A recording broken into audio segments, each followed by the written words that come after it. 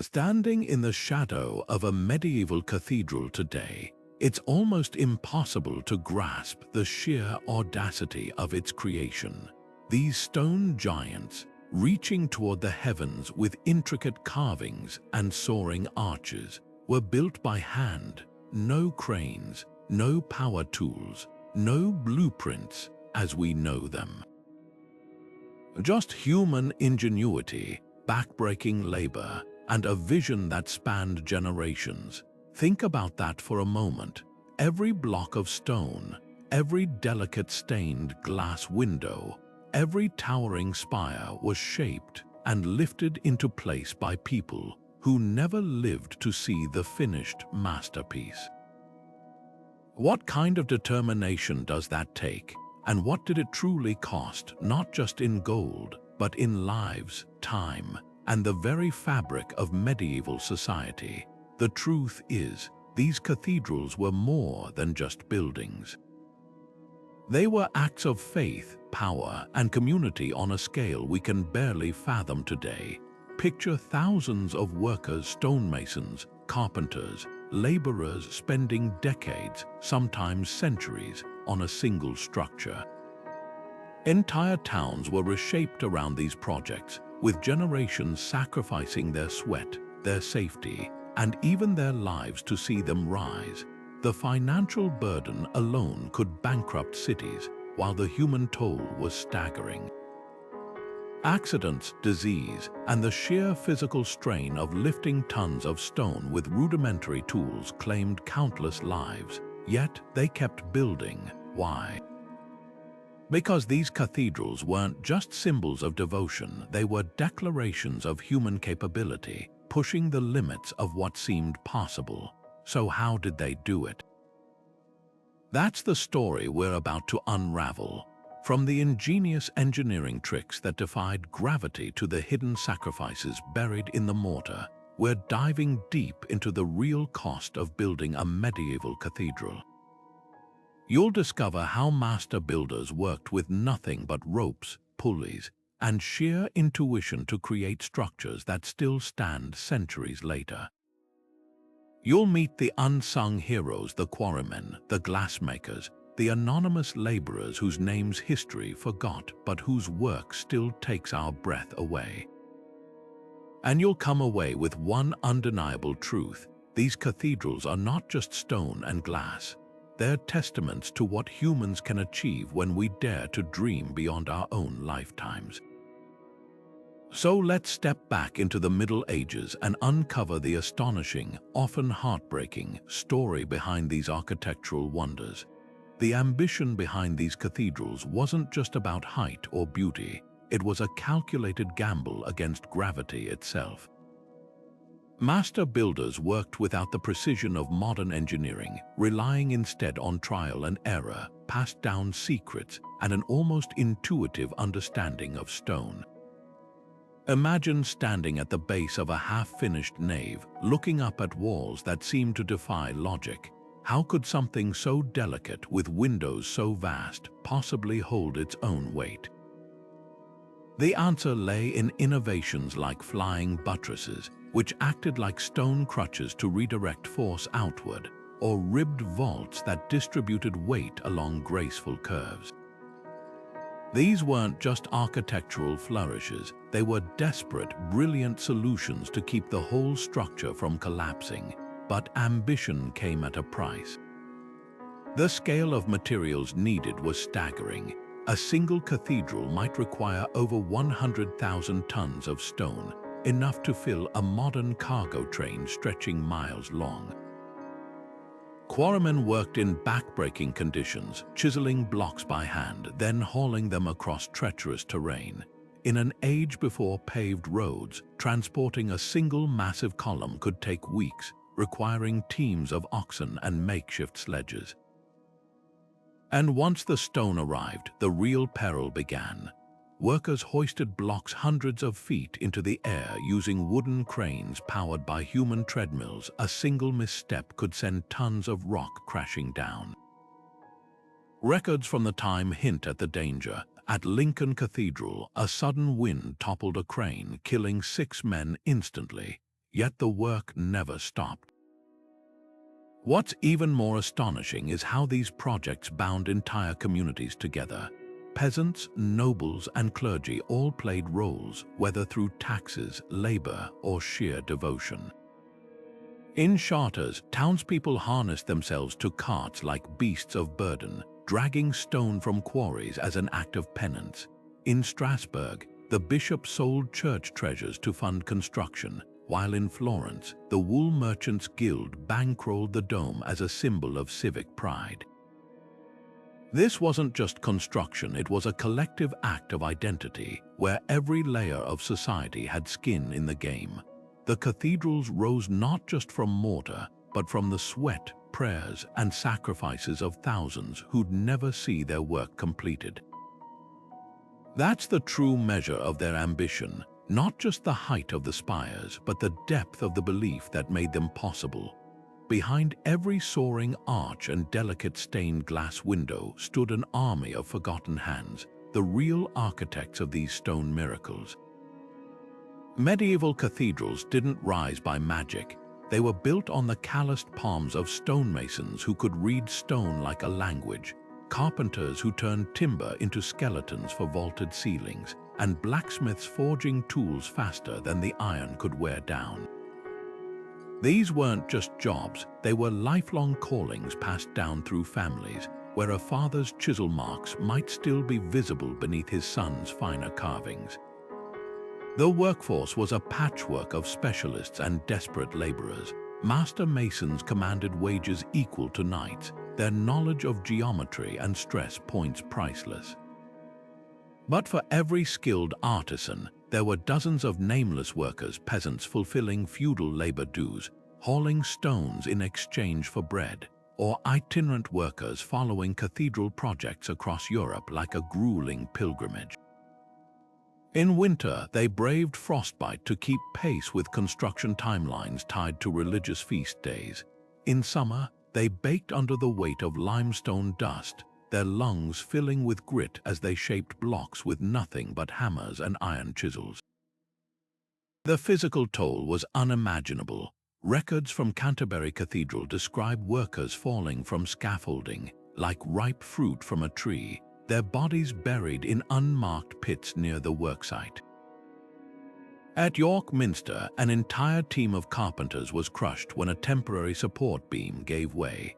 Yet the most haunting sacrifices were the slow ones, spines twisted from years of lifting, joints swollen from cold, damp quarries, hands crippled by the constant vibration of stone against metal. These injuries rarely made the chronicles, but they are etched into the bones uncovered in medieval cemeteries near construction sites. What's often overlooked is how these projects upended medieval society. A cathedral under construction was like a magnet pulling in entire economies. Local farmers sold their grain to feed workers, while taverns and brothels sprang up outside the walls. Women, though barred from the guilds, played vital roles, managing mortar mixtures or stitching the heavy cloth used to move stone. Even children worked, carrying water or sharpening tools.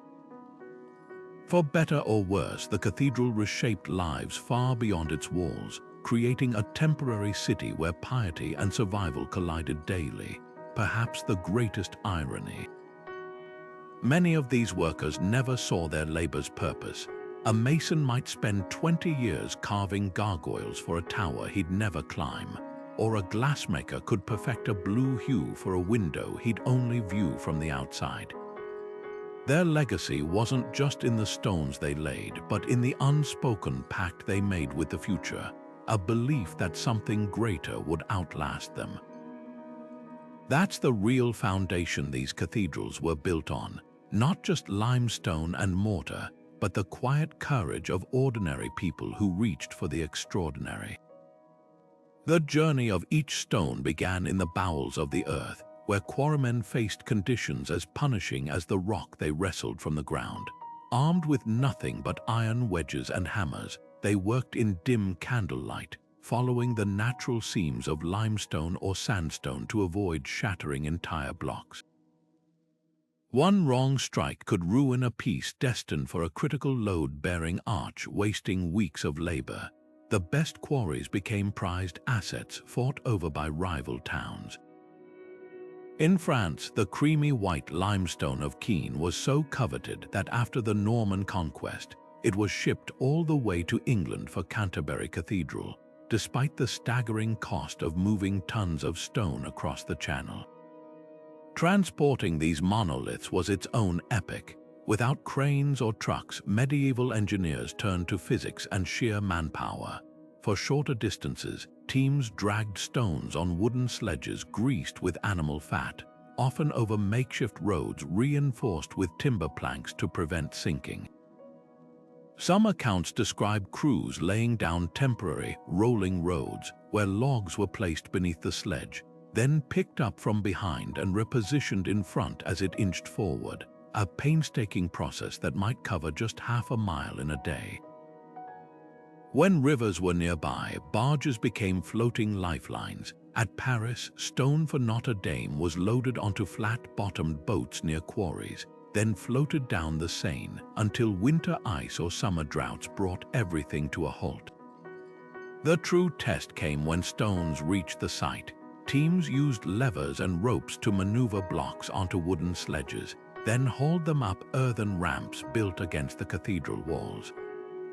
At Ely Cathedral in England, historians found evidence of a vast spiral ramp encircling the building, a temporary highway that allowed oxen to drag stones upward in a slow, relentless spiral. All this effort for a single block, now multiply that by thousands. What's often forgotten is the hidden economy behind every stone. Cartwrights built specialized wagons, blacksmiths forged chains and hooks, and entire villages were conscripted to provide the oxen needed for hauling. In some cases, the church offered indulgences, reductions in purgatory time to those who donated animals or labor. The line between faith and logistics blurred as peasants volunteered to pull carts in ceremonial processions, turning backbreaking work into acts of devotion. The stones themselves tell silent stories of this struggle. Look closely at cathedral walls and you'll find masons' marks, tiny symbols carved into hidden surfaces. These weren't just signatures, they were accounting tools used to track which quarry teams deserved payment. Some stones even bear medieval graffiti, a weary worker's doodle of a face, or a crude sundial scratched into the surface during lunch breaks. These human traces remind us that every block represents a day someone spent far from home, shaping the future with bare hands. By the time the stones reached the masons' yards, they'd already consumed years of labor and untold wealth. Yet this was just the beginning. Now came the real alchemy, turning rough rock into ribs of vaults, delicate tracery, and sculptures that seemed to breathe. The quarrymen's work was done, but their legacy would literally bear the weight of centuries. The artistry of medieval cathedrals lives in the details. Each leaf on a stone vine, each curl of a sculpted beard, each delicate fold of a marble robe carved not by machines, but by hands guided by generations of muscle memory. Imagine a stonemason perched on wooden scaffolding 50 feet in the air, squinting at a block of limestone as he taps a chisel with a mallet. One misplaced strike could shatter weeks of work, yet these craftsmen transformed raw stone into lace-like traceries and lifelike statues using nothing but iron tools and an intimate knowledge of the material's grain. Unlike modern construction, where every measurement is dictated by precise blueprints, medieval masons worked from rough sketches and verbal instructions. Master carvers relied on templates, wooden patterns passed down like family secrets, to shape repetitive elements like window frames. But for unique sculptures, they improvised, often drawing inspiration from local faces or biblical stories whispered by traveling monks. The gargoyles leering from Notre Dame's rooftops weren't just decorations. They were expressions of the carver's wit, their fears, even their inside jokes. Some historians believe the famous thinker gargoyle at Pisa Cathedral might be a self-portrait of a weary artisan taking a break mid-chisel. The tools themselves were shockingly simple. A mason's toolkit contained maybe a dozen items: pointed chisels for rough shaping, flat chisels for fine details, a mallet, a square, and a compass made of two hinged metal rods. For measuring, they used cords knotted at intervals or notched wooden rods. Yet with these rudimentary implements, they achieved precision that would challenge modern craftsmen. At Chartres Cathedral, the joints between stones fit so tightly that you still can't slide a razor blade between them 800 years later. The true marvel wasn't just the carving, it was installing these masterpieces at dizzying heights. Before cranes, masons devised ingenious solutions. Large sculptures were often carved on the ground, then split into manageable sections with lifting bosses, small protruding knobs left on the stone's back. Ropes wound around these knobs allowed teams to hoist the pieces upward, where they'd be reassembled like a puzzle. Once in place, the bosses were chiseled off, leaving no trace. For stained glass, lead frames were bent around each piece like a delicate exoskeleton, then slotted into iron armatures that held them against the wind's force. What's easy to forget is how these details shaped the cathedral's very soul. Light filtering through stained glass wasn't just decoration, it was theology in color, turning sunlight into sacred stories for illiterate congregations. Gargoyles weren't mere ornaments, they were rainwater spouts, protecting the walls from erosion while reminding viewers of lurking demons. Even the seemingly random asymmetry in some carvings had purpose. Master builders knew perfect symmetry could make a structure feel cold, while slight imperfections gave it life. The time invested was staggering. A single intricate capital, the carved top of a column, might take a mason 3 months. At Reims Cathedral, records show sculptors spent over a decade just on the portal statues. Yet no one complained. For these craftsmen, speed wasn't the goal, legacy was. They knew their work would outlast them by centuries, whispering their skill to future generations long after their names faded from memory. That's why they signed their work in subtle ways: a hidden smile on a saint's face, a tiny mason's mark tucked behind a flying buttress. These silent signatures say what the records never did: I was here. I made this. The wooden skeletons of medieval scaffolding were feats of engineering in their own right, temporary cities in the sky that grew taller as the walls beneath them rose. Picture a labyrinth of lashed-together poles and platforms, swaying slightly in the wind as workers balanced hundreds of feet above the ground. Unlike today's metal scaffolds, these structures were built from whatever timber was nearby, often green wood that could warp or split without warning. Yet they had to bear not just the weight of men, but tons of stone, barrels of mortar, and even the massive wooden molds used to shape vaulted ceilings. One of the most ingenious systems was the Great Wheel, a human-powered treadmill crane where workers walked inside a giant wooden wheel like hamsters, their steps turning axles that wound ropes around a drum. A single wheel could lift stones weighing over 2 tons, but the risks were constant. At Strasbourg Cathedral, a sudden gust of wind snapped a rope, sending a block plunging through 3 levels of scaffolding before crushing a laborer below. Yet builders had no alternative. They adapted by creating safety nets of sorts, layers of loose brushwood laid across lower platforms to cushion falling debris. The scaffolding itself evolved with the building. As masons completed lower sections, they dismantled the wooden framework and rebuilt it higher, reusing every possible beam. Some cathedrals show grooves in their walls where scaffolding poles once rested, like ghostly fingerprints of the construction process. At Beauvais, archaeologists found evidence of an entire external staircase system carved into the stone, a permanent climbing path for workers maintaining the roof long after construction ended. The financial toll of these temporary structures was staggering. Account books from Canterbury reveal that scaffolding consumed over a third of the project's timber budget, wood that could have built houses for hundreds. In an era without nails, joints were secured with wooden pegs or lashed ropes, requiring constant repairs. Worse, scaffolding accidents could erase years of progress in moments. When the tower of Lincoln Cathedral collapsed in 1248, it took down not just the masonry, but the intricate wooden lifting devices painstakingly assembled over decades. Yet within these risks lay flashes of brilliance. Master carpenters developed falsework, temporary wooden arches that supported stone vaults until the mortar dried. At Chartres, they engineered a rotating crane that could pivot like a modern cherry picker, allowing precise placement of sculpted figures. And everywhere, the humble pulley reigned supreme, multiplying human strength just enough to make the impossible merely backbreaking. These wooden webs were more than tools, they were the fragile sinews holding the entire endeavor together. When we marvel at a cathedral's stone grandeur today, we're seeing only half the story.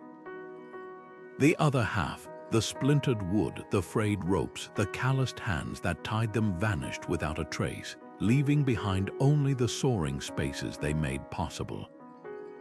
The weight of a cathedral wasn't just measured in stone, it was counted in coins, crops, and sometimes the livelihoods of entire communities. To fund these monuments, medieval society turned itself inside out. The church levied special tithes, slicing a portion from every harvest, every merchant's sale, even every peasant's meager savings. Bishops emptied treasuries, melting down silver chalices and gold reliquaries to keep construction alive. In Siena, records show the city diverted funds meant for maintaining roads and bridges, leaving travelers to ford rivers while the cathedral's marble facade gleamed in the distance. The funding web was complex. Wealthy nobles donated land or cash in exchange for prayers to shorten their time in purgatory. A celestial insurance policy paid in installments.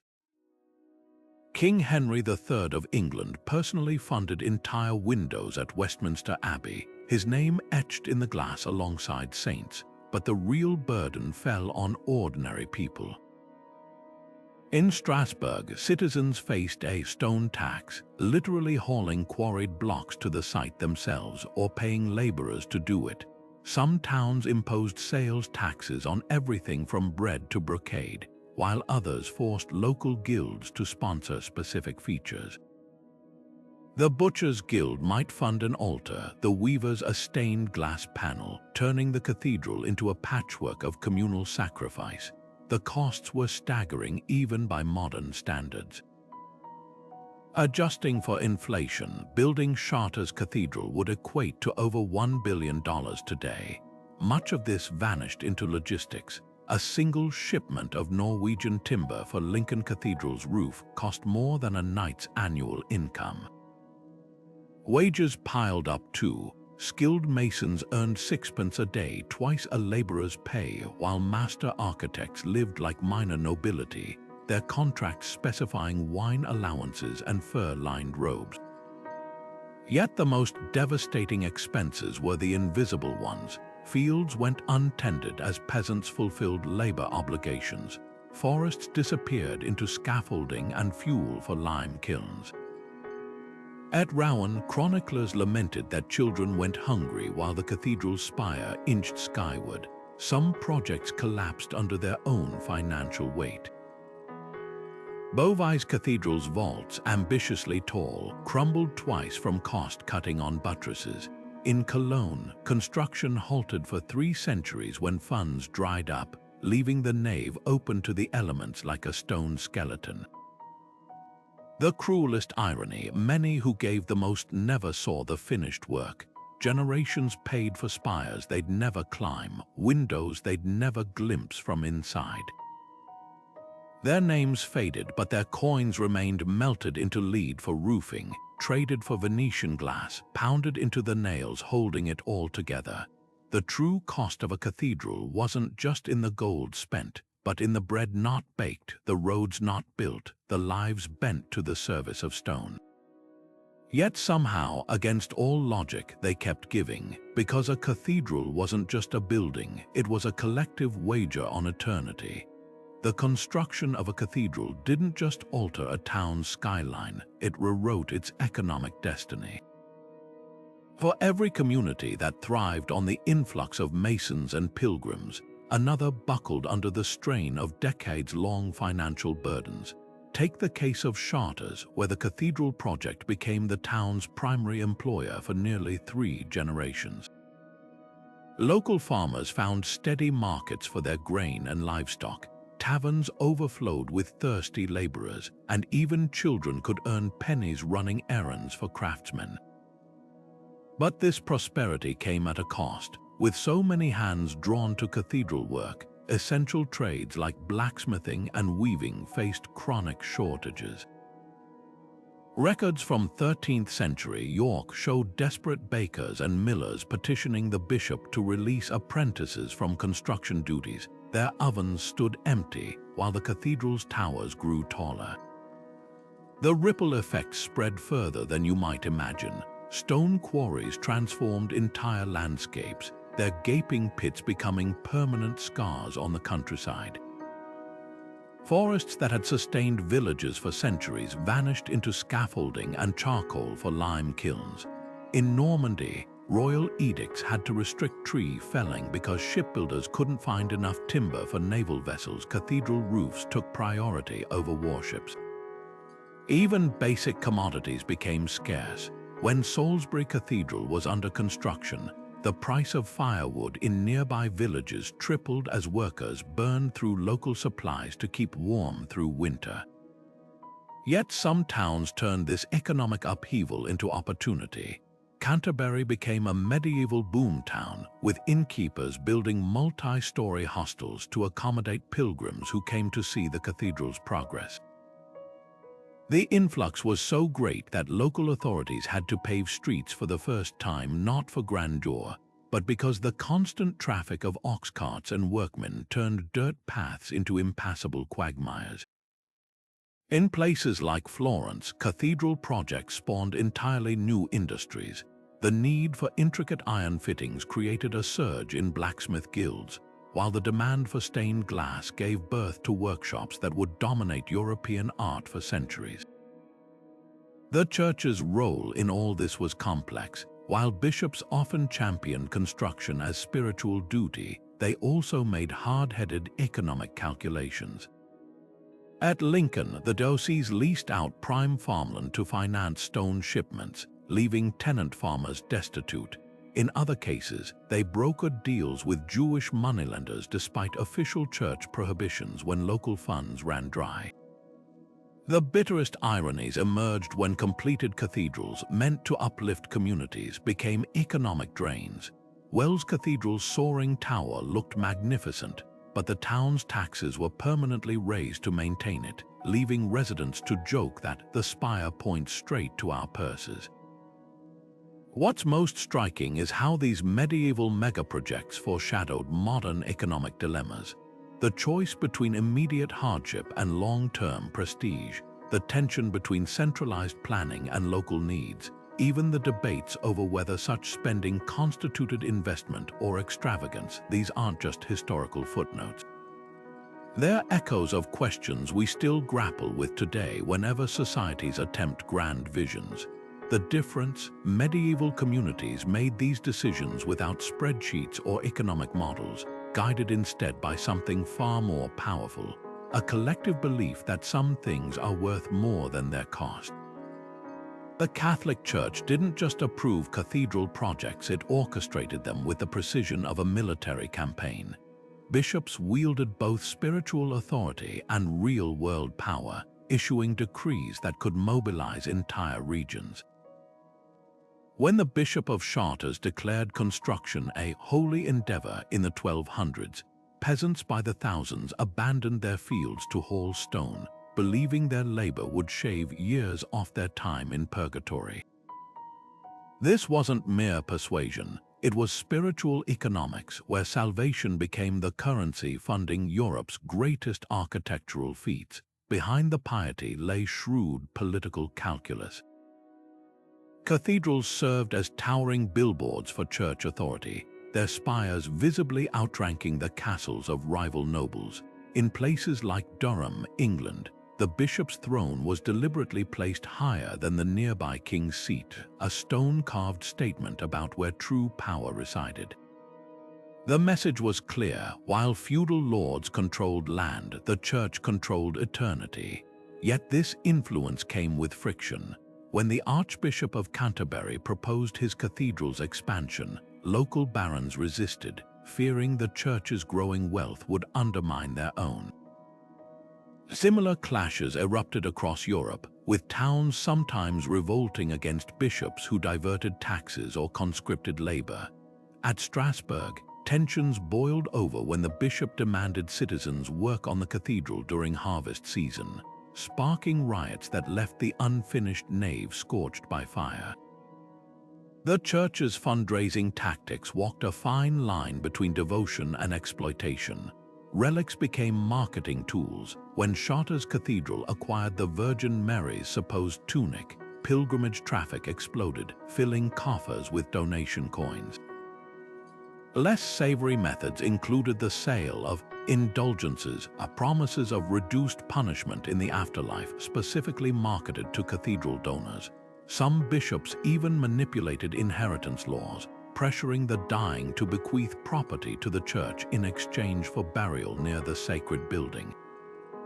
What's often overlooked is how these projects became testing grounds for medieval governance. Cathedral accounts from Wells reveal meticulous record-keeping, with every nail and loaf of bread tracked, an early form of bureaucratic accountability. At Lincoln, disputes over wages led to one of history's first documented strikes, as masons downed tools until their pay was increased. The church, for all its spiritual aims, was pioneering systems we now recognize as project management, labor negotiation, and even crowdfunding. This duality between heavenly aspiration and earthly pragmatism defined the cathedral era. The same institution that preached humility built monuments celebrating its own grandeur. The same bishops who denounced greed mastered the art of extracting wealth. Yet somehow, this contradiction produced something transcendent, buildings that still humble us today, not just with their scale, but with their testament to what happens when human ambition flawed, calculating, and occasionally glorious reaches for the divine. For Europe's nobility, funding a cathedral wasn't just an act of devotion. It was a political chess move played in stone. Take the rivalry between the Plantagenet and Capetian dynasties. When Henry II of England rebuilt Canterbury Cathedral after Thomas Becket's martyrdom, his French counterpart Louis VII responded by pouring gold into Notre Dame's soaring facade. These weren't just buildings, they were stone manifestos proclaiming whose kingdom had God's favor. The higher the vaults, the louder the message. Wealthy families jockeyed for influence through architectural patronage. The Medici bankrolled Florence's dome not for piety alone, but to outshine rival banking clans.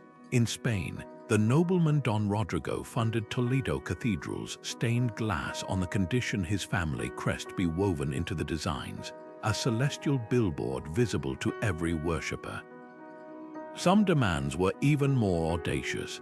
At Saint Denis near Paris, Abbot Suger had to navigate a minefield of noble requests, from private chapels reserved for specific families to tombs positioned unnervingly close to saintly relics. One count even demanded his burial chamber be placed directly beneath the high altar, ensuring priests would literally walk over his legacy daily. The cost of these noble whims could be staggering. When the Duke of Berry commissioned Burgess Cathedral's astronomical clock, The mechanism alone required silversmiths, enamelers, and clockmakers laboring for years, all while ordinary masons waited for their wages. At Westminster Abbey, King Henry III's obsession with Cosmati marble flooring bankrupted the royal treasury twice over, forcing him to levy unpopular taxes that sparked peasant revolts. Yet the risks didn't deter patrons. For the elite, a cathedral donation was the ultimate power flex, a way to buy immortality in both heaven and history books. Behind the scenes, architects became master diplomats as much as builders. Designs had to accommodate last-minute changes when a duchess suddenly wanted her family's private oratory enlarged, or when a king insisted his coat of arms be carved larger than his rivals. At Rheims Cathedral, the nave's width was altered midway to please a coalition of noble donors, throwing off the entire proportional system.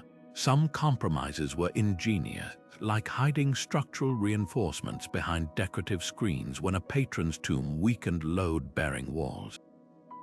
Others were disastrous. In Milan, competing noble factions literally split the cathedral's design in half, resulting in a chaotic blend of French and Italian styles that took centuries to reconcile. What's rarely acknowledged is how these power plays shaped the cathedrals we admire today. Those asymmetrical facades, often the result of one family's wing being added decades after another's. The sudden bursts of lavish decoration in certain chapels, visual receipts showing whose money arrived just in time to save the project. Even the choice of saints depicted in stained glass reflected current political alliances, a celestial endorsement of whoever held the purse strings. The stones themselves became frozen negotiations, where spiritual ambition and earthly power struck uneasy bargains that would stand for centuries. Medieval architects worked without the safety net of modern engineering, relying instead on intuition, observation, and a deep respect for geometry. When they first dared to push walls higher and windows wider, they weren't just building, they were reinventing the rules of physics with every stone.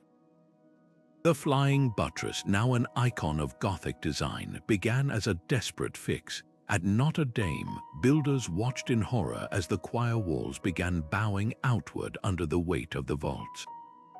Their solution, stone crutches that leapfrogged from external piers to the walls, channeling the thrust away from the fragile glass below.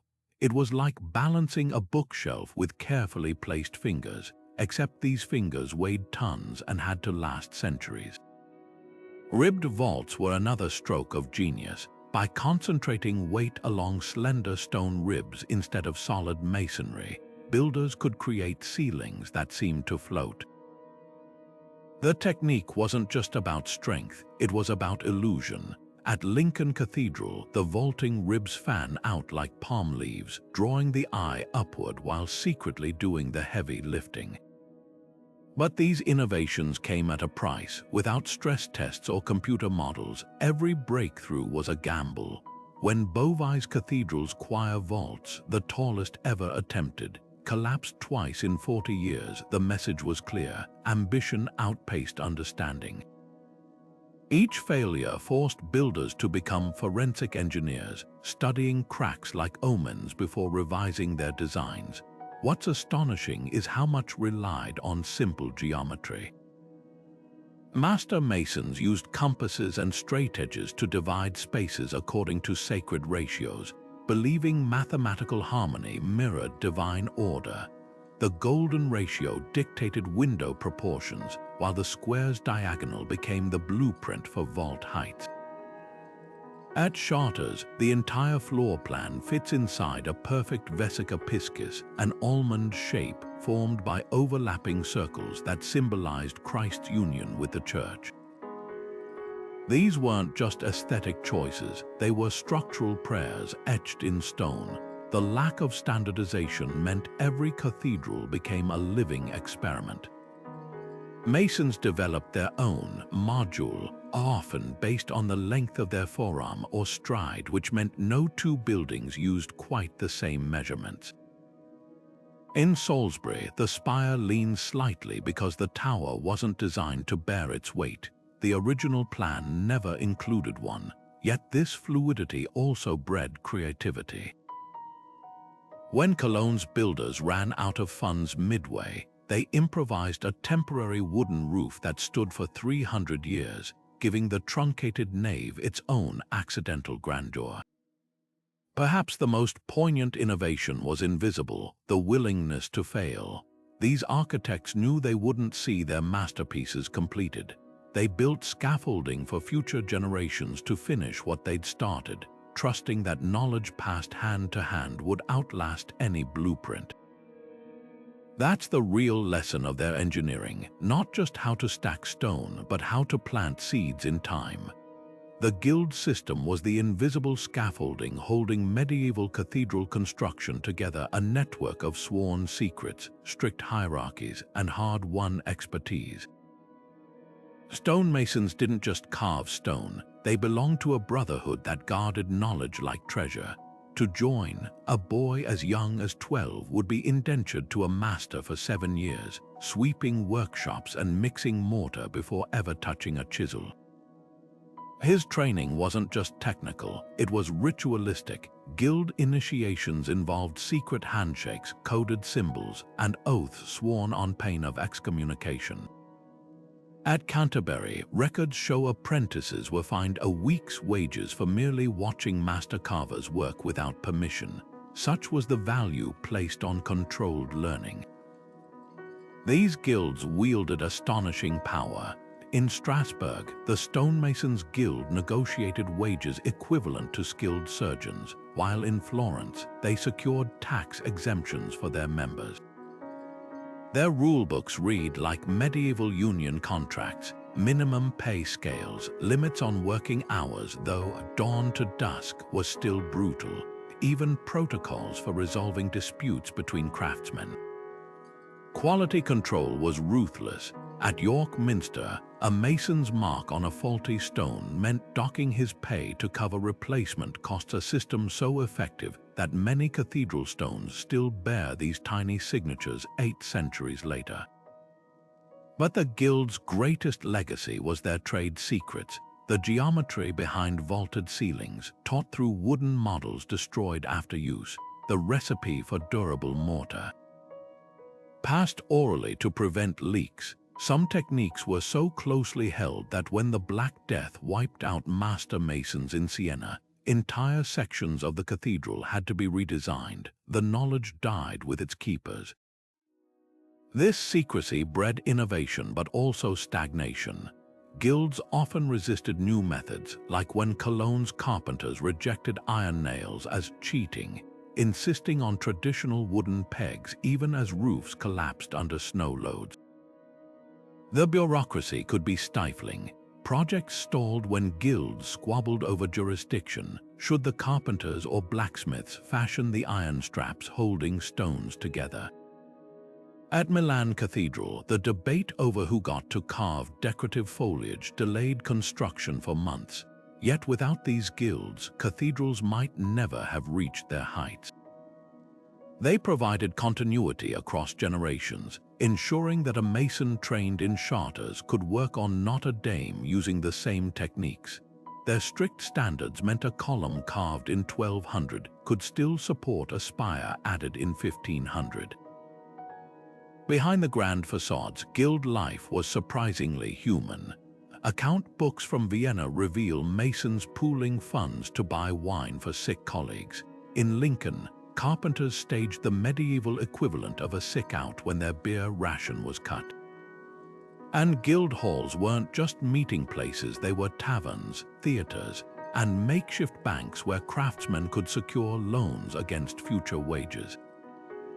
This mix of camaraderie and discipline shaped not just buildings, but the men who raised them. When we see a cathedral's perfect symmetry, we're seeing guild pride etched in stone, the unspoken promise that every block would bear the weight of eternity. Beneath the soaring arches and stained glass windows, cathedral laborers slept in crowded, reeking camps that clung to construction sites like barnacles. These weren't just workplaces, they were makeshift cities of grime and devotion, where men, women, and children lived elbow to elbow in leaky timber huts or even caves hollowed from quarry sides. At Canterbury, archaeologists found layers of discarded oyster shells and animal bones tracing the outlines of long-vanished worker shelters, the ground still stained with centuries-old hearth ash. Sanitation was medieval in the worst sense. Open trenches served as latrines, their stench mingling with the acrid smoke of lime kilns. Wages painted a stark hierarchy. A master mason might earn enough to rent a room in town. Sixpence a day bought bread, meat, and even the occasional fur-lined cloak for winter, but for common laborers, pay was measured in loaves. Records from Winchester show unskilled workers receiving 2 pounds of bread daily as their main compensation, with a few coins tossed in for ale to numb the pain of hauling stones.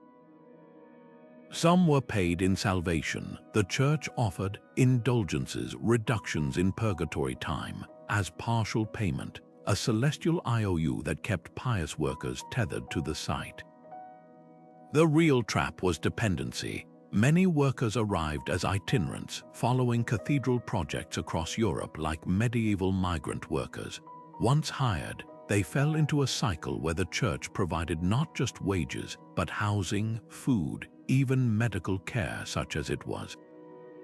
Barbers doubled as surgeons, stitching wounds with thread soaked in wine, while monastery gardens supplied herbs for poultices. At Chartres, the cathedral bakery produced over 800 loaves daily just to feed the workforce, creating a system where leaving meant losing not just income, but survival itself. Women and children formed the invisible underclass of these camps. While guilds barred women from skilled trades, they played vital roles mixing mortar, weaving ropes, or laundering the linen strips used to lift stones. Children as young as 6 hauled water or gathered firewood, their small hands perfect for polishing delicate carvings in hard-to-reach crevices. Some families lived on site for generations. At York Minster, skeletal remains show stunted growth and curved spines consistent with children laboring under heavy loads.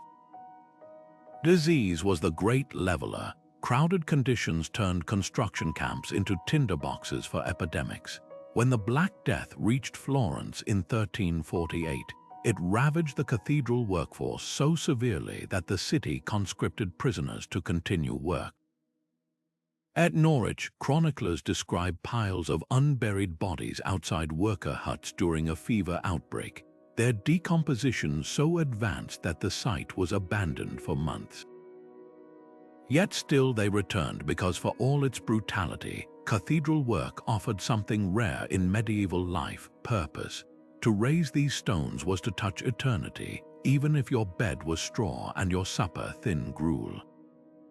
The cruelest irony, those who built the holiest spaces often couldn't enter them. Many laborers, especially those deemed unclean, like quarrymen or lime burners, were barred from finished cathedral sections reserved for clergy and nobility. They might spend 20 years carving a portal they'd never walk through, or polishing floor tiles they'd only glimpse from the doorway. Their legacy wasn't in the glass or the gold, but in the unnoticed foundations, the rough-hewn blocks at the base, bearing the tool marks of hands that knew they'd never see the spire completed. Winter didn't just slow cathedral construction, it brought it to a grinding halt. When temperatures dropped, mortar froze before it could set, turning carefully laid stones into unstable stacks waiting to crumble. Workers faced impossible choices: risk building with brittle, ineffective mortar or lay down tools until spring. At Lincoln Cathedral, records show entire work crews disbanding from November to March. Their wages paused while the half-built nave stood exposed to ice and wind. The seasonal rhythm was brutal but unavoidable. Frostbite claimed fingers among carvers trying to shape stone in sub-zero temperatures, while snow loads collapsed temporary wooden roofs over delicate carvings. Even transporting materials became impossible. Frozen rivers meant no stone barges could move, and icy roads turned ox cart routes into death traps. Summer brought its own torments. Under the scorching sun, laborers toiled in woolen tunics soaked through with sweat, hauling stones that burned to the touch. Lime mortar dried too quickly in the heat, cracking before it could bond properly. At charters, workers resorted to soaking the masonry overnight just to keep the mortar workable. The most dangerous task, climbing scaffolding barefoot, as many did to avoid slipping, only to find the wooden beams hot enough to blister skin. Heat exhaustion felled strong men by midday, their bodies dragged to makeshift infirmaries where nuns rubbed vinegar on their brows. Rain was the silent saboteur. A sudden downpour could flood freshly dug foundations, forcing crews to bail water for weeks before work resumed. In Winchester, chroniclers describe a summer storm in 1289 that filled the crypt with waist-deep water, ruining months of delicate fresco work. The financial toll of these delays cascaded. When Amiens Cathedral's nave flooded 3 years in a row, the bishop resorted to selling silver relics to pay idle workers. Better to melt sacred objects than face riots from starving laborers. Yet communities adapted with stubborn ingenuity. Some projects shifted focus, seasonally carving intricate statues indoors during winter, then installing them in fair weather. In the Alps, builders stockpiled stone blocks during summer to keep quarries productive even when snow blocked transport, the most inventive solution. Mortar mixed with antifreeze. At Durham Cathedral, archaeologists found traces of animal blood in medieval mortar, a desperate attempt to lower its freezing point. It barely worked, but the effort speaks volumes. The psychological toll was harder to measure. Generations grew up watching the same walls rise inch by inch, knowing they might never see completion. In Regensburg, Germany, townspeople joked that the cathedral's scaffolding had become a local landmark, more permanent than the buildings around it. Yet this glacial pace had an unintended benefit. It turned cathedrals into communal heirlooms. Every spring, when work resumed, fathers showed sons the exact stones they'd laid decades earlier, weaving family pride into the very fabric of the building. The delays weren't just obstacles, they were the seams holding medieval society together. The materials that transformed these stone skeletons into soaring cathedrals were as diverse as the communities that gathered them. While limestone and sandstone formed the bones, the lifeblood of these structures flowed from far stranger sources. Oxblood mixed into mortar for elasticity, crushed seashells burned to make lime, even goat hair kneaded into plaster to prevent cracking. Every region improvised with what it had. In coastal Normandy, workers tossed oyster shells into kilns to strengthen their mortar, while alpine builders ground local crystals into the mix, believing the glittering flecks warded off evil spirits. The recipe for durable concrete had been lost with Rome's fall, so medieval masons experimented like alchemists, their notebooks filled with bizarre concoctions, egg whites as binding agents, beer instead of water for mixing, even cheese curds as emergency patching material. Timber was the silent partner in every stone masterpiece. A single cathedral roof could consume an entire forest, with beams hewn from oaks so ancient their rings told of Viking raids. The great hammerbeam roof of Westminster Hall used trees that had grown for 300 years before the axe fell. Transporting these giants required winter's help. Logs were dragged over frozen rivers to avoid sinking into mud, a seasonal race against thaw. The most prized wood came from shipbuilders' stock, straight-grained Norwegian spruce for scaffolding poles, Baltic oak for the massive cranes that lifted stone. When Ely Cathedral's central tower collapsed in the 1400s, the disaster was blamed not on poor masonry, but on inferior Flemish timber used as temporary supports. Then there were the luxury imports, materials so costly they transformed cathedrals into showcases of global trade. Venetian glassmakers guarded their cobalt blue secrets so fiercely that any artisan caught selling the recipe faced execution. Yet this ultramarine pigment still found its way into Chartres windows, its price per ounce rivaling gold. Lead for roofing came from English mines so toxic that workers' life expectancy barely reached 30. The crimson in royal stained glass, derived from crushed Mediterranean insects, with 20,000 beetles yielding a single ounce of dye. Even the humble iron nails holding it all together represented fortunes forged in bloomeries where workers breathed in molten metal fumes, then shipped in barrels that rusted en route. The true miracle wasn't just assembling these materials, but making them harmonize. Lime mortar needed precisely 3 years to cure before supporting full weight, a timeline that tested Bishop's patience. Stained glass expanded and contracted with temperature swings, requiring lead cames flexible enough to accommodate movement without cracking. Wooden beams had to be placed green so they'd tighten as they dried, interlocking like clenched fists. And through it all, the materials fought back. York Minster's records show frantic purchases of vinegar to clean stone blackened by coal smoke, while Lincoln's masons battled ivy roots that pried apart mortar joints. These weren't static monuments, they were living puzzles, constantly shifting and settling, demanding new solutions with each passing century. What's often forgotten is how these choices echoed through history. The switch from rounded Romanesque arches to pointed Gothic ones wasn't just aesthetic. It allowed thinner walls with bigger windows, but only because iron reinforcement bars hidden in the masonry took on the strain. When those bars rusted centuries later, entire facades crumbled. The lead that made waterproof roofs possible also poisoned rainwater runoff, creating toxic puddles where children played. Even the quarry marks on stones tell a darker story. At Aachen Cathedral, some blocks bear charcoal sketches instead of chiseled symbols, a silent testament to the quarry teams who ran out of time before the winter transport deadline. These cathedrals stand today not just as triumphs of faith, but as museums of medieval ingenuity. Every shimmering window, every mossy gargoyle, every weathered buttress whispering secrets about the world that made them. The stones came from the earth, the timber from the forest, but the real magic came from the minds that saw potential where others saw only raw materials. That alchemy, turning the ordinary into the eternal, is their true legacy. The forests of medieval Europe paid a silent price for every cathedral that reached toward the heavens.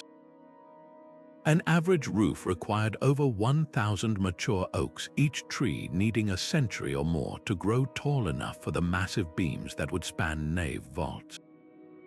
In Normandy, entire woodlands disappeared into the skeleton of Rouen Cathedral, leaving behind stubbled hills where wolves now howled across open ground. The demand was so relentless that by the 1400s, England passed laws restricting oak exports, fearing shipbuilders wouldn't have timber for warships. Scaffolding devoured even more wood temporary structures that wrapped buildings like wooden cocoons, only to be dismantled and rebuilt higher with each completed level. At Strasbourg, records show the scaffolding itself became a fire hazard, with workers forbidden from smoking near the tar-coated ropes that held it all together. Iron was the cathedral's hidden muscle, and its extraction was a brutal alchemy. Bloomery's primitive furnaces, fueled by charcoal, burned for weeks to produce a single ingot, with workers enduring heat so intense their leather aprons charred. The best iron came from Sweden's mines, where men toiled in near darkness, hacking at ore veins with picks that lasted barely a day before dulling. Transporting these heavy ingots was another ordeal. A single shipment from the Rhine Valley to Paris could take 6 months, with carts sinking axle deep in mud during spring thaws.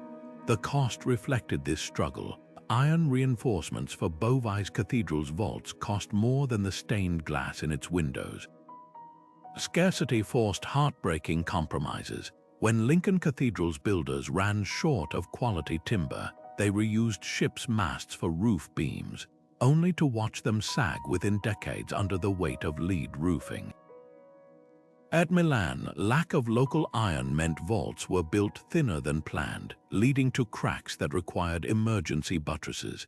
Some architects turned to deception, painting cheaper pine to resemble oak or hiding inferior ironwork beneath decorative stone sleeves. The most desperate solutions bordered on sacrilege. During the 100 Years' War, the Bishop of Amiens melted down church bells to make reinforcement rods, silencing the sacred chimes that had called generations to prayer. Yet these constraints also sparked innovation. English carpenters developed the hammerbeam roof, a clever system of interlocking brackets that spanned wide naves using shorter timbers. French smiths pioneered iron chains embedded in masonry, invisible from below but holding walls together like hidden corsets. In Cologne, they stretched scarce resources by building the choir first, then waiting 2 centuries for technology and trade to catch up with their ambitions. The true lesson of these cathedrals wasn't just about abundance, it was about doing more with less, turning limitation into legacy. The environmental impact left scars still visible today. Deforestation around medieval cities wasn't just practical, it was spiritual. Church authorities declared certain groves sacred to protect them from the axe, while peasants whispered that felling an oak without proper rites would bring curses. Iron mining polluted rivers with runoff that killed fish for miles downstream, though no one yet understood the chemistry behind the damage. Even the lead used for roofing had consequences. Workers who handled it developed tremors and madness, their suffering literally baked into every raindrop that sluiced off those holy spires. What's remarkable is how these material struggles shaped the cathedral's very souls. The uneven grain of salvaged timber gave ceilings their organic flow. The patina of hand-forged iron became part of the aesthetic, its imperfections proof of human touch. When we admire these buildings today, we're not just seeing stone, we're witnessing a conversation between ambition and reality, where every knot in the wood and ripple in the metal tells a story of scarcity overcome. That tension between what they dreamed and what they could grasp is what makes these structures feel alive even now. The stained glass that bathed medieval cathedrals in celestial light was far more than decoration. It was liquid wealth poured into fragile panes. A single window could cost more than a nobleman's castle, with materials hauled across continents. The cobalt blue that made Chartres windows famous came from lapis lazuli mined in Afghanistan, carried by camel to Venetian ports, then ground into pigment so precious it was weighed like gemstones. Reds required thousands of crushed Mediterranean insects, their tiny bodies boiled to extract a crimson dye that would glow like embers when sunlight struck. Even the clear glass itself was a luxury imported from forests near Cologne, where ash from beechwood fires yielded the purest silica. Master glassmakers guarded their techniques like state secrets. At Canterbury, artisans worked in locked workshops, mixing molten glass with wine or urine to achieve specific textures. The process was agonizingly slow. A single square foot of glass might take a month to perfect, with colors layered like watercolor paintings before firing.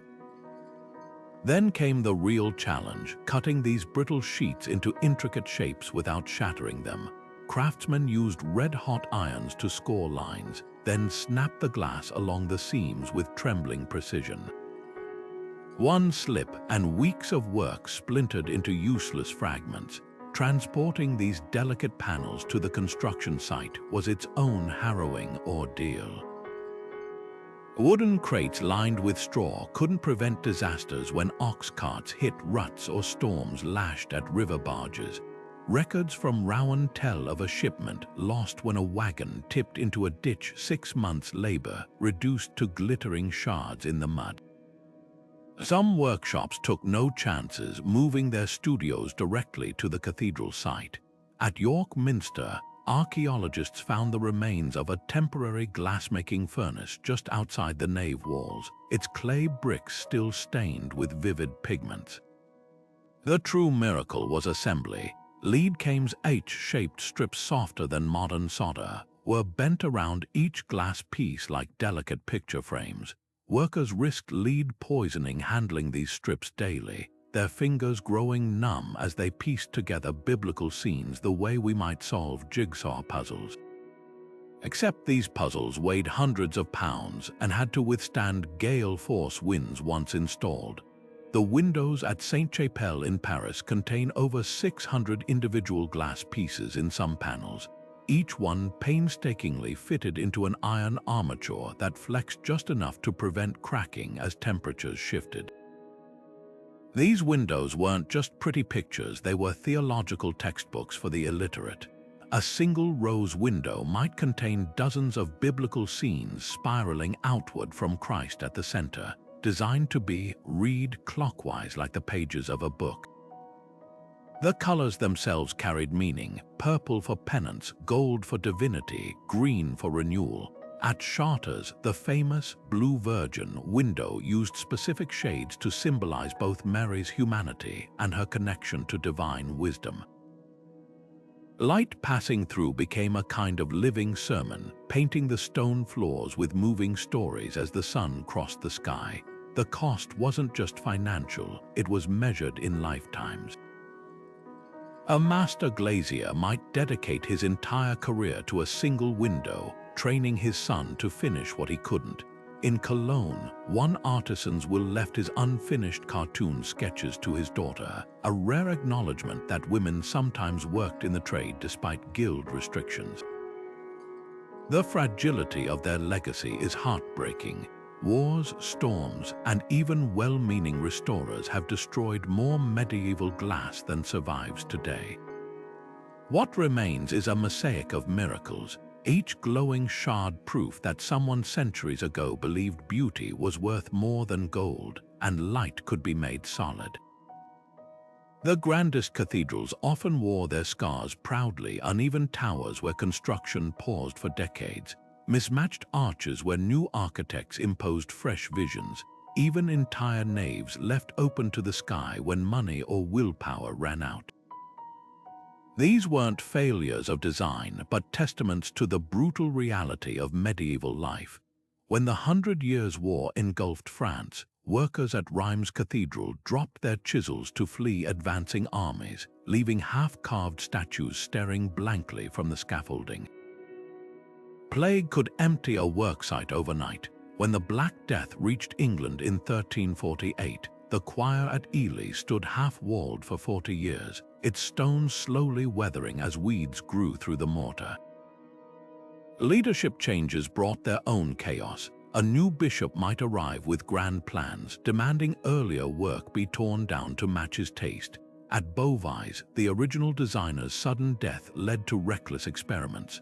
The next architect pushed the vaults 20 feet higher, only to watch them collapse 12 years later. Some revisions were political. When the Plantagenets lost Normandy, French masons at Rouen deliberately erased English-style carvings, chiseling away traces of the enemy's influence. Even the weather played tyrant. A series of harsh winters in the 1220s froze the Thames solid, stalling stone shipments to Westminster Abbey until the frustrated king commandeered oxen from nearby farms to drag blocks over the ice. The most haunting sights were those abandoned mid-dream. Cologne's cathedral stood for 3 centuries as a stump of a choir, its crane still perched atop the walls like a skeletal bird. Locals called it the world's largest ruin.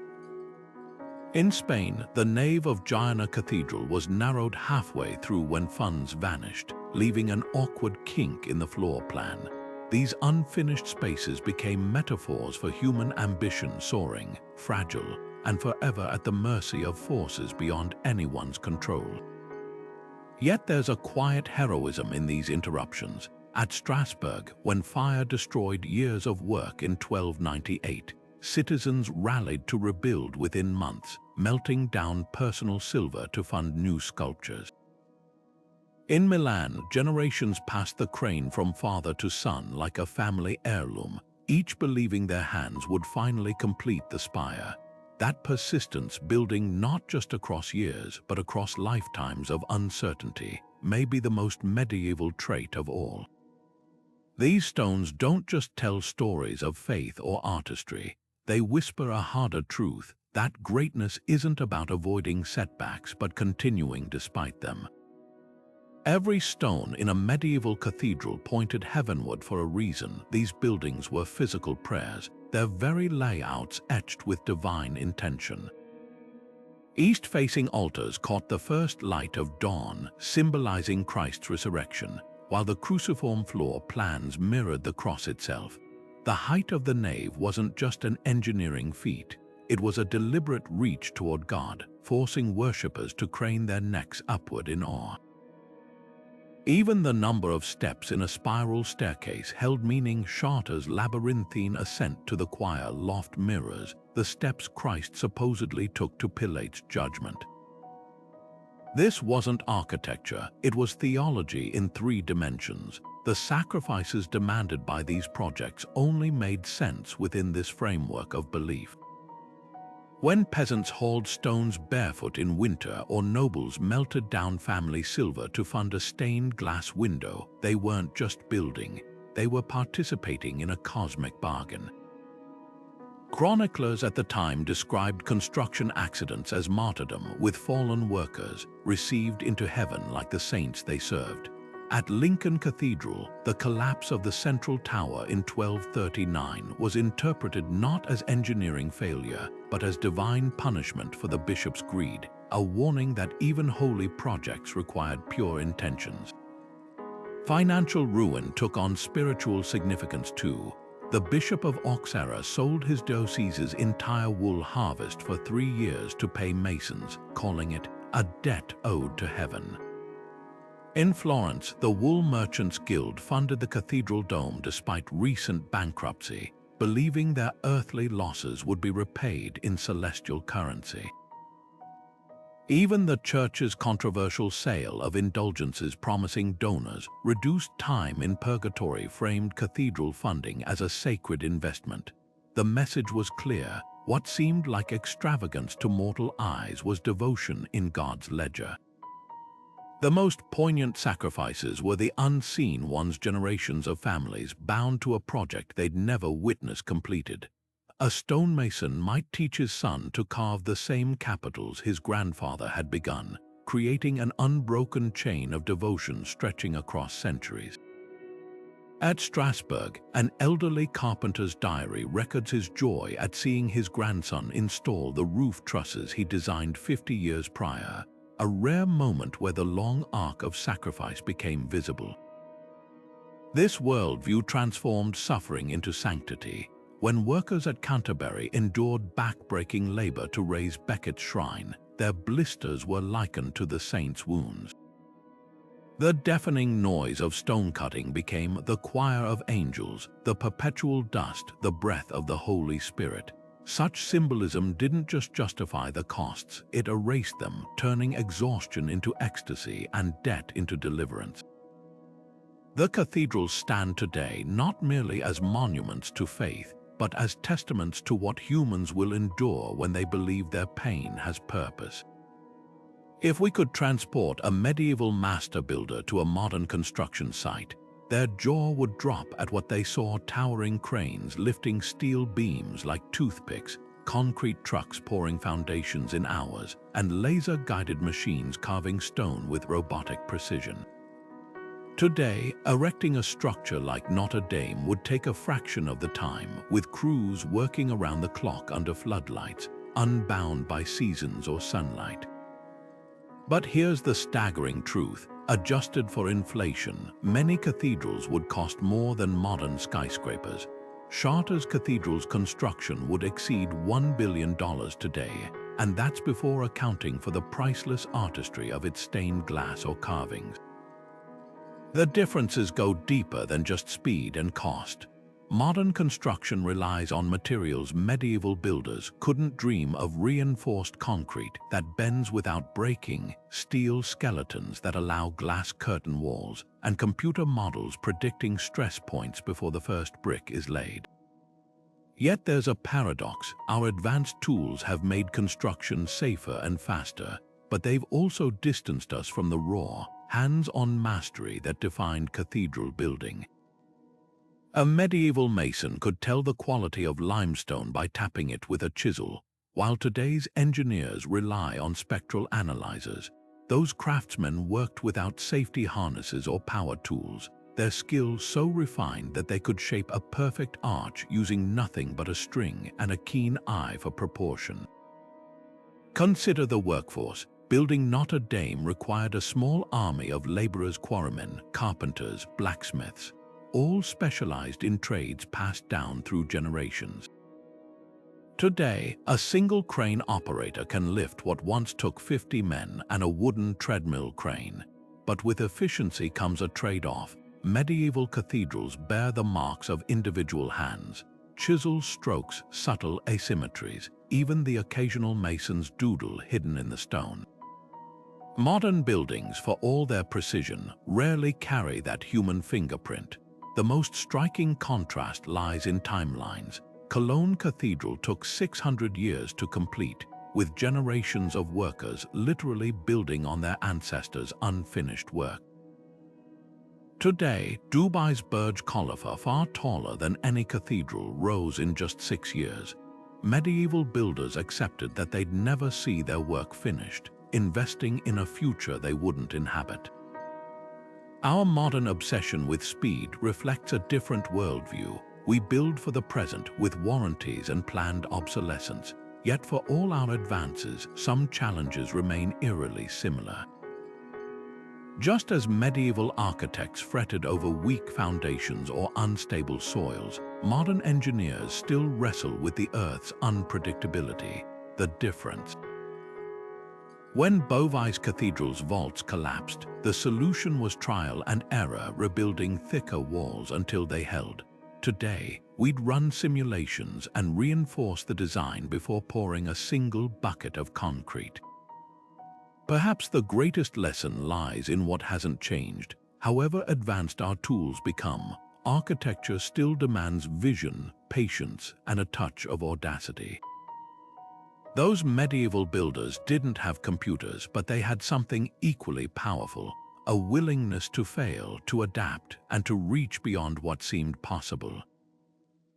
In that sense, every crane swinging over a modern skyline owes a silent debt to the stone giants of the Middle Ages. Scattered across Europe like broken promises, the skeletal remains of unfinished cathedrals stand as monuments to ambition's limits.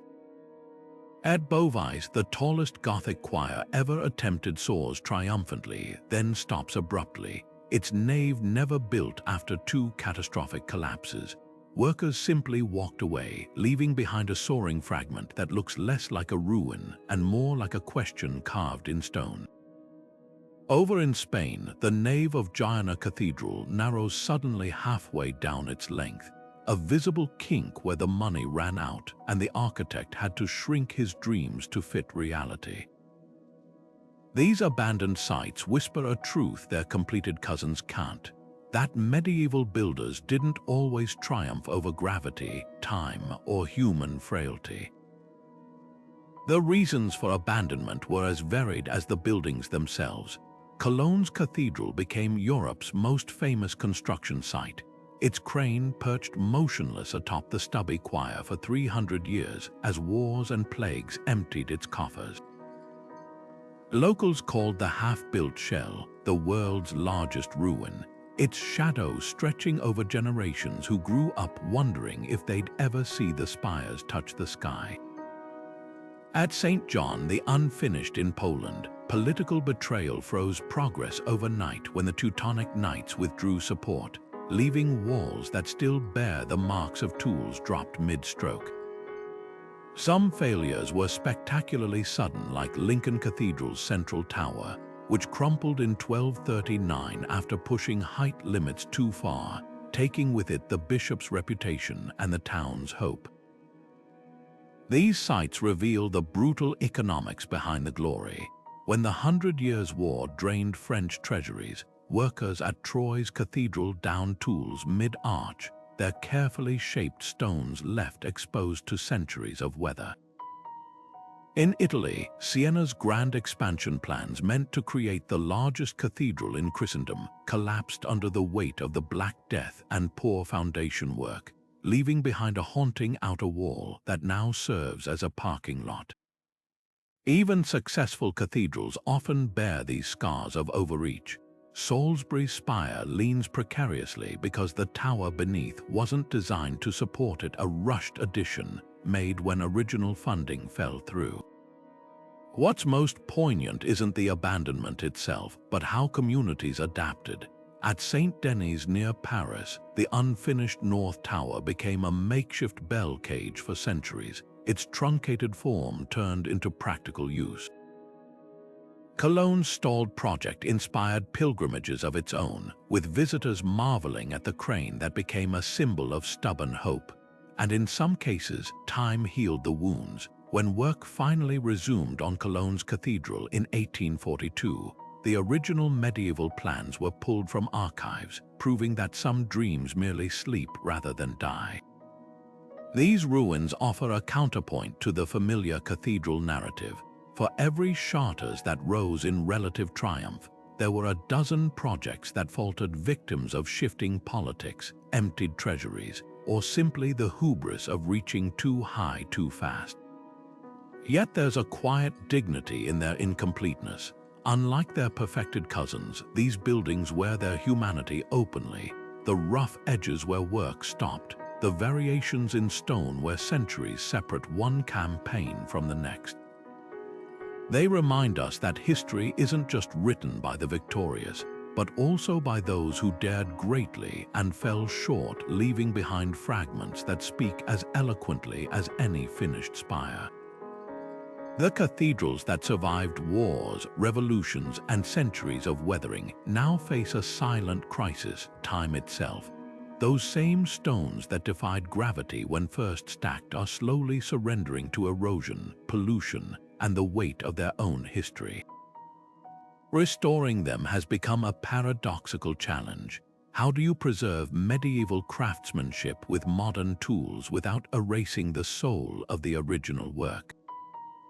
At Notre Dame, after the devastating fire of 2019, artisans faced impossible choices. Should they recreate the oak roof using 1,200 ancient trees, as the original builders did, or opt for fire-resistant steel? The debate split historians and engineers, revealing how even our best intentions can rewrite history one replacement stone at a time. The financial echoes are uncanny. Just as medieval bishops sold sacred relics to fund construction, today's conservators rely on crowdfunding campaigns and billionaire donations. Chartres Cathedral's recent restoration cost over €20 million, yet that's a fraction of the billion-dollar estimates for stabilizing Venice's sinking basilicas. The labor shortages mirror the past too. Skilled stonemasons who can match medieval techniques are now as rare as master glassmakers were in the 1400s.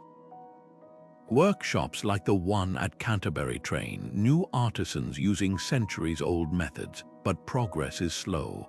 An apprentice might spend 5 years learning to carve a single type of foliage exactly as it was done in the 1300s. Technology plays a double role. Lasers scan every millimeter of Cologne Cathedral's facade to detect cracks invisible to the eye, while drones inspect spire damage that once required perilous climbs. Yet some tools remain stubbornly medieval. When repairing Lincoln's crumbling statues, conservators still use hand-forged iron chisels because modern steel scratches the stone. The most delicate task, cleaning stained glass without dissolving centuries of patina. At Saint-Chapelle, restorers perfected a gel that lifts grime molecule by molecule, leaving the glass's weathered glow intact, a far cry from the abrasive methods that scratched priceless windows in the 1950s. The ethical dilemmas run deep. Should a cathedral show its age or look as it did when new? York Minster's conservation team deliberately leaves some weathering visible, believing the scars tell a story. But at Milan's Duomo, relentless polishing has erased centuries of soot, and with it, the subtle tool marks that revealed how medieval masons worked. Some losses are unavoidable. Air pollution eats away at limestone 10 times faster than in the Middle Ages, forcing protective coatings that alter the stone's breathable surface. Even well-meaning fixes backfire. The cement used to patch Salisbury Cathedral in the 1920s trapped moisture, causing more damage than the cracks it repaired. What's often overlooked is how preservation reshapes communities today, just as construction did centuries ago. When the spire of Ulm Minora needed repairs, the town revived medieval fundraising tactics, hosting concerts, selling commemorative coins, even offering sponsor a stone programs. In Spain, the ongoing restoration of Santiago de Compostela employs over 300 locals, from geologists studying foundation shifts to women weaving replacement ropes for the giant incense burner. These projects have become living bridges between past and present, where tourists watching conservators work are as common as pilgrims once were. The ultimate lesson lies in humility. However advanced our tools, we're still temporary stewards of these stone miracles. Every repair is a negotiation between respecting the builder's vision and acknowledging that cathedrals were never meant to be frozen in time. They're living puzzles, constantly adapting, just as they did when medieval masons first mixed mortar with hope and uncertainty. The true preservation isn't just in the stones we save, but in passing forward the stubborn belief that some things are worth maintaining across the relentless march of centuries. Cathedrals did more than scrape the sky, they reshaped the very fabric of medieval life, becoming bustling hubs where faith, knowledge, and daily survival intertwined. Picture the echoing nave of Chartres Cathedral, not just filled with chanting monks, but alive with the murmur of students huddled near its famed labyrinth, tracing geometry lessons into the stone floor. These were the original universities where the light filtering through stained glass illuminated both prayer books and the earliest manuscripts of Aristotle, smuggled into Europe via Islamic scholars. The Cathedral School at Notre Dame trained thinkers like Peter Abelard, whose debates on logic and theology would plant seeds for the Renaissance. Music itself was reinvented within these walls. Monks at St. Martial developed polyphony, layering melodies in ways that would evolve into the symphonies of Mozart and Beethoven centuries later. Beyond their walls, cathedrals dictated the rhythm of cities. Market squares bloomed at their feet, with merchants timing fairs to religious festivals. In Canterbury, pilgrim badges, cheap tin souvenirs of Becket's shrine became Europe's first mass-produced tourist trinkets, fueling an economy of devotion. The buildings even influenced public health. Wells Cathedral's clock, one of the oldest in England, didn't just mark prayers but standardized time for apothecaries to dispense remedies at consistent intervals. The artistic ripple effect was staggering. When Giotto painted the Scrovegni Chapel, his revolutionary use of perspective drew directly from the sculpted Bible stories he'd seen at Assisi's Cathedral. Entire guilds flourished to meet the demand for luxury goods, linen for altar cloths from Flanders, incense from Arabia, pigments from Afghanistan, turning cathedrals into engines of globalization long before the term existed. Even dissent found a home here. The Lollards, early challengers to church authority, first spread their radical ideas among the itinerant masons building Norwich's spire. Perhaps their most enduring legacy was the democratization of beauty. While castles hoarded art behind fortified walls, cathedrals offered splendor to all. A beggar and a baron alike could marvel at the same rose window. This accessibility made them living encyclopedias for the illiterate, their sculptures and glass panels broadcasting everything from Bible tales to farming almanacs. Lincoln's famous mooning imp may actually be a peasant's joke about bad harvests. When the printing press arrived, it didn't erase their cultural role. It amplified it with pamphlets and indulgences sold at cathedral doors, turning them into early media hubs. Their urban footprint remains indelible. Modern Paris still radiates from Notre Dame like spokes on a wheel, while London's financial district clusters where St. Paul's once dominated the skyline. The very concept of a town square, now the heart of civic life from Brussels to Boston, owes its existence to cathedral plazas designed for crowds gathering after Mass. Even secular institutions inherited their DNA. The first public libraries grew from cathedral scriptoria, and hospital crosses still echo the floor plans of medieval infirmaries run by monks. These stone giants were more than buildings. They were the operating system of European culture, running programs of art, education, and community that we still debug today. Every concert hall's acoustics, every university's lecture hall, even every city's zoning map whispers their influence. The true miracle isn't that they were built, but that they taught an entire civilization to reach beyond what it thought possible, not just toward heaven, but toward the future. One of the most persistent myths about medieval cathedrals is that they rose from the hands of nameless, faceless workers, anonymous cogs in a divine machine. The truth is far more human. Walk along the walls of any great cathedral, and you'll find tiny carved symbols hidden in the stone, crossed hammers, stylized letters, even whimsical faces. These masons' marks weren't just quality control, they were signatures. At York Minster, records show individual masons being paid by the stone, their personal symbols acting like medieval barcodes. Some marks reveal inside jokes. A donkey's head at Rheims might mock a slow-working colleague, while a delicate fleur-de-lis at Chartres could signify a master's pride in his apprentice's progress. These weren't anonymous drones, they were craftsmen who left their identities etched in the very bones of the buildings they shaped.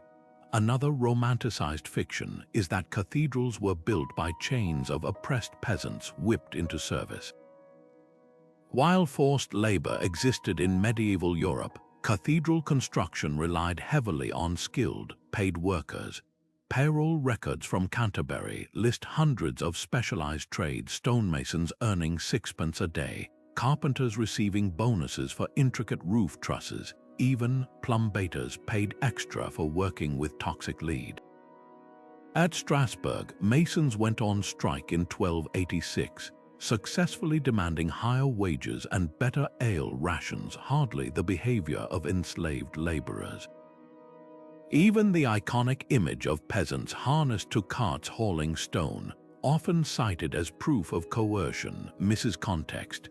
At Chartres, these processions were voluntary acts of penance during religious festivals, with participants earning indulgences rather than dodging punishment. Then there's the enduring myth that medieval builders worked in constant peril, with life expectancy shorter than the time it took to carve a gargoyle. While accidents certainly happened, Lincoln's chronicles describe a crane collapse killing 6 men. Cathedral sites had surprisingly sophisticated safety measures. At Notre Dame, workers used rope harnesses long before modern safety gear, and temporary brushwood nets caught falling debris. Guilds enforced strict protocols: no working drunk, mandatory breaks in extreme heat, and fines for leaving tools where they could tumble. The real danger wasn't instant death, but slow decay: quarrymen breathing stone dust for decades, glassmakers going blind from lead fumes, blacksmith succumbing to metal poisoning. These were occupational hazards, not melodramatic tragedies. Perhaps the most misleading tale is that cathedrals sprang up in a single burst of pious fervor. The reality was messier, more human.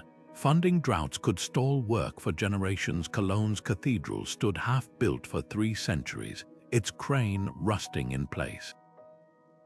Changes in architectural fashion left some cathedrals with mismatched wings, like Salisbury's sudden switch from early English to decorated Gothic. Even the materials tell a story of compromise. At Beauvais, inferior local stone was painted to resemble prized keen limestone, while in Milan, hastily added iron reinforcements betray the builder's desperation to prevent another collapse. These imperfections don't diminish the cathedral's grandeur, they reveal the gritty determination behind the glory. The final fiction worth dismantling is the idea that these buildings were purely spiritual endeavors, untouched by worldly concerns. Cathedral accounts tell a different story. Bribes paid to speed stone shipments, lawsuits between rival guilds, even embezzlement scandals. When the Bishop of Amiens diverted funds to build a private palace, workers revolted by carving unflattering caricatures of him into the choir stalls. At Wells, the Masons' Lodge kept 2 sets of books, one for the bishop's inspectors, another with the real costs. These weren't temples built by angels, but by humans flawed, resourceful, and endlessly inventive. What emerges from the rubble of these myths isn't just a truer history, but a more compelling one. The real story of cathedral building isn't about perfect piety or anonymous toil. It's about people solving impossible problems with bare hands and stubborn hope. Every time we repeat the old romantic tales, we erase the sweat, the strikes, the shortcuts, and the sheer ingenuity that made these stone miracles possible. The truth is, cathedrals are far more awe-inspiring when we see them not as divine gifts, but as the messy, magnificent work of human hands reaching beyond their grasp. The towering ambition of medieval cathedrals holds up a mirror to our modern world, not just as relics of the past, but as blueprints for tackling today's grandest challenges. Consider the audacity of beginning a project knowing you'd never see it finished. That long-game mindset feels almost alien in our era of quarterly profits and instant gratification. Yet it's precisely what allowed cathedrals to transcend generations, with each builder adding their stone to a foundation laid by their grandfathers. Modern megaprojects could take a page from this playbook. When engineers in Japan plan earthquake-resistant skyscrapers or scientists envision multi-decade space missions, they're channeling that same medieval patience, the understanding that true legacy requires building beyond one's lifespan. What's equally striking is how cathedrals thrived on decentralized problem-solving. Without centralized engineering firms, each guild masons, carpenters, glassmakers operated as independent specialists who had to coordinate through trial and error. Sound familiar? It's not unlike today's open-source software communities, where coders across continents collaborate on digital cathedrals like Linux or Wikipedia. When the master builder of Strasbourg Cathedral encountered unstable soil, he didn't wait for royal approval. He improvised a radical stone, raft foundation that spread the weight like a snowshoe. That spirit lives on in modern crisis responses, from volunteer engineers crowdsourcing earthquake relief designs to doctors sharing pandemic protocols across borders. The financial parallels are uncanny too.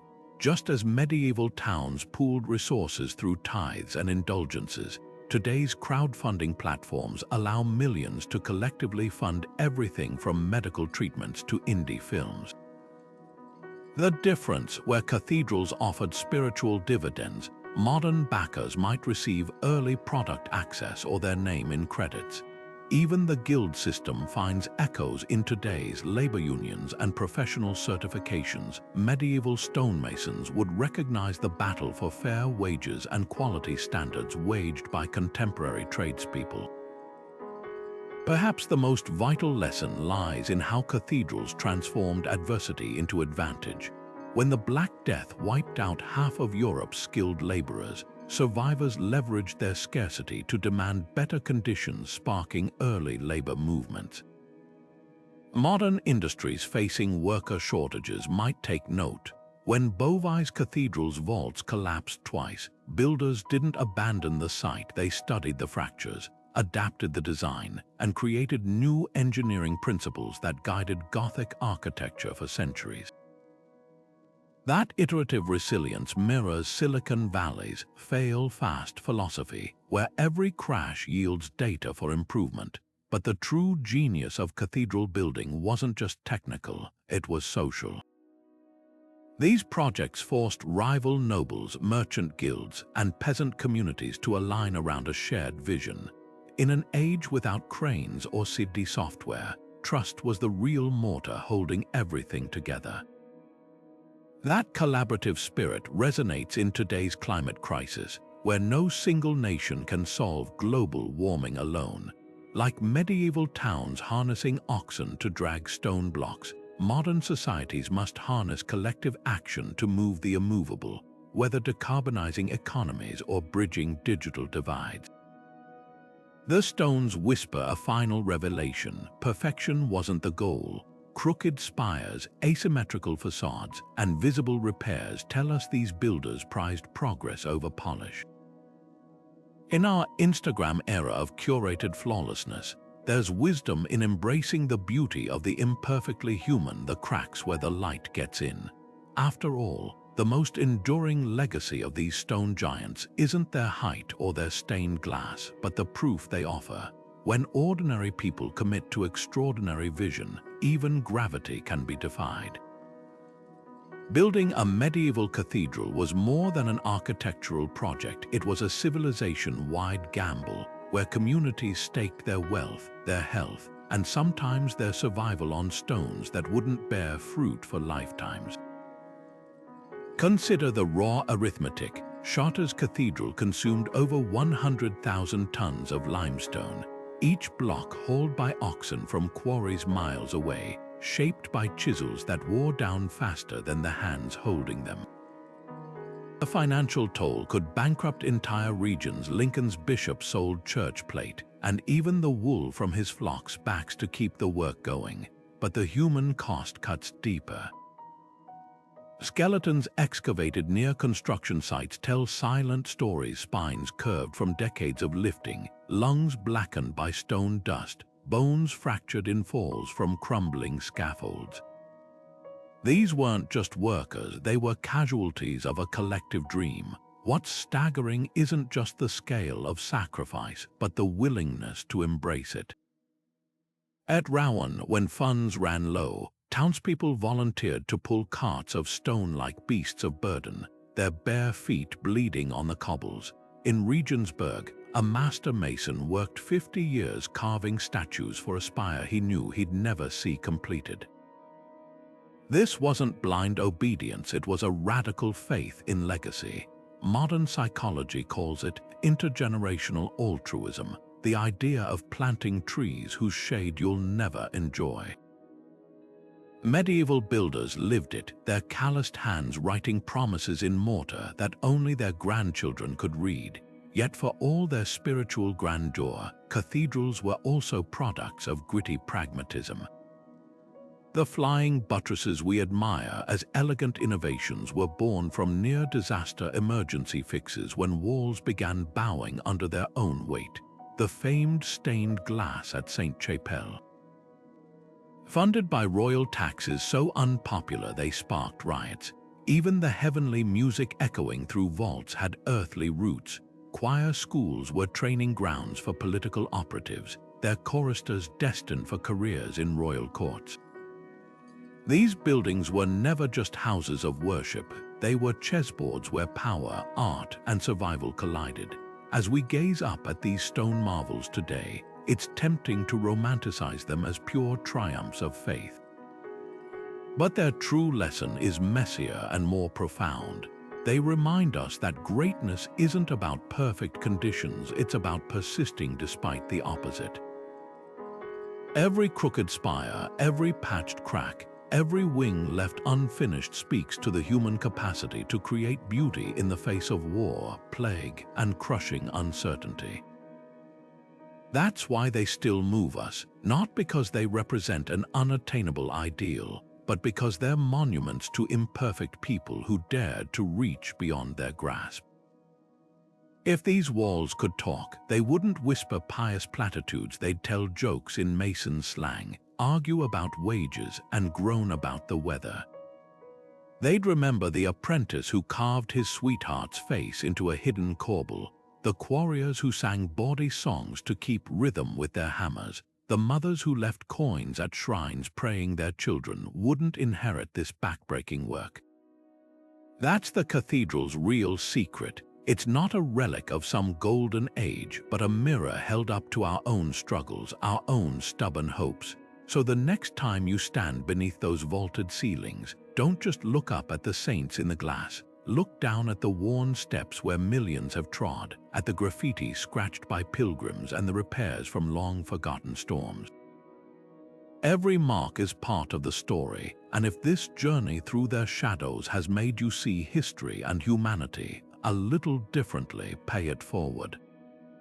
Share this video with someone who loves mysteries written in stone. Drop a comment about which cathedral detail stunned you most, or hit subscribe to keep exploring the past with us. The conversation, like the building, never really ends. It just waits for the next generation to add their